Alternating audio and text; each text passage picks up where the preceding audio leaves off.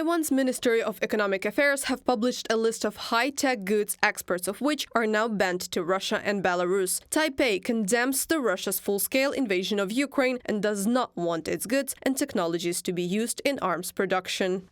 The Ministry of Economic Affairs, in order to implement international cooperation and prevent the export of high-tech military goods, amended the relevant regulations, adding 45 items to the existing specifications of export control classification numbers of the Russian and Chinese lists for inclusion in export control, and expanding the scope of export control to goods destined to Russia and Belarus in accordance with the European Union, the United States, and other friendly allies of the European Union, the United States and other countries, from a statement on the website of Taiwan's Ministry of Economic Affairs. Among the banned components is semiconductor manufacturing equipment, and Taiwan is a world leader in this industry. Experts say that this is impossible to imagine the production of modern weapons without semiconductors.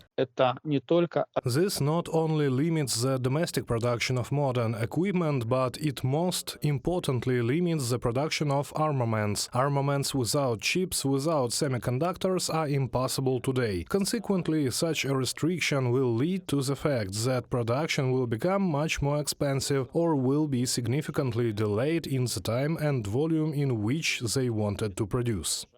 South Korea is also strengthening export controls against Russia. Seoul has additionally added several hundred items to the sanctions list. Now, the total number of goods banned for export to the Federation is 1,159, according to the Yonhap newspaper. With references to the Ministry of Trade, Industry and Energy of South Korea, the decision will come into force in early 2024. Under the revision to the regulations on trading strategic items, South Korea added 682 more items regarding heavy construction equipment, rechargeable batteries, aircraft components, machinery and other things to the list of items that are banned from shipping to Russia and Belarus. The move came as chances are high for those items to be used for military purposes, though they are not classified as strategic items under South Korea's export control scheme, from the publication in Yonhap.